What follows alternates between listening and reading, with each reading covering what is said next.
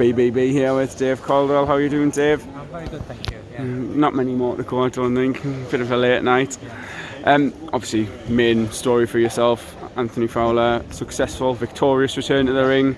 How would you rate it? I'm very happy with it. He boxed really well. So yeah.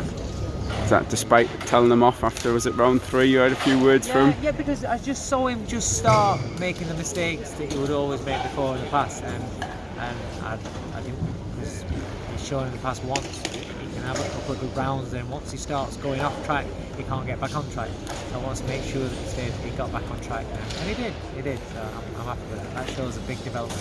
Is that frustrating for you as a coach, and knowing how good he is technically, how fit and strong he is, and then maybe not putting all of that into practice? Very frustrating, yeah. And see, Brian Rose, I think, deserves some credit as well. Was that as expected for you?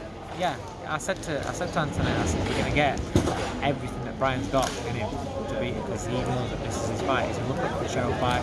He knows he can beat you. He's going to go out there. He's used the experience, old man, yeah. And that's what he was trying to do. And we outboxed the boxer, which not a lot of people thought. I would strongly agree with that. I thought Anthony would get him early, maybe catch him cold, but it was a different kind of impressive that he's... This is what you have to do in certain fights to develop, become better going down the line.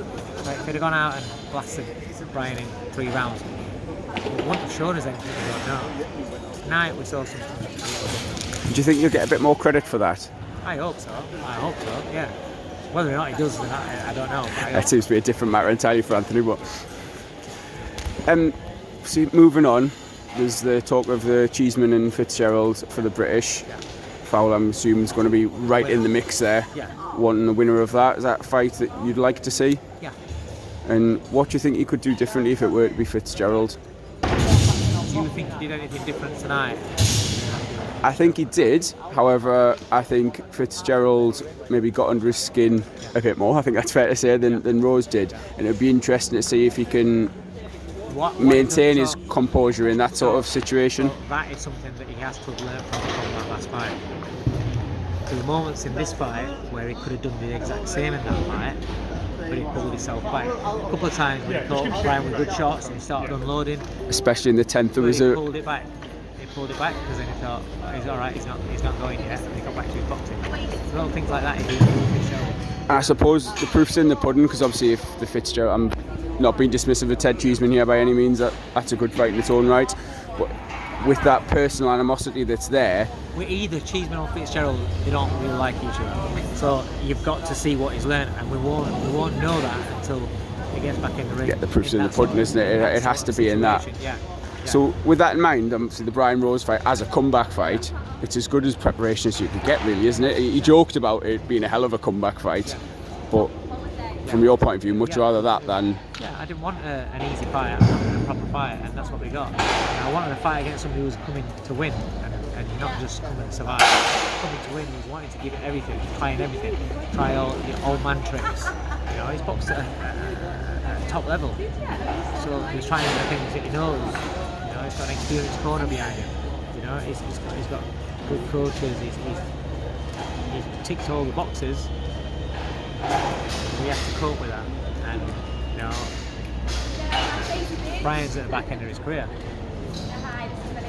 so you look at that, and you can, whereas people saying, "Oh, it'll be an easy fight," Fowler will just go straight through it.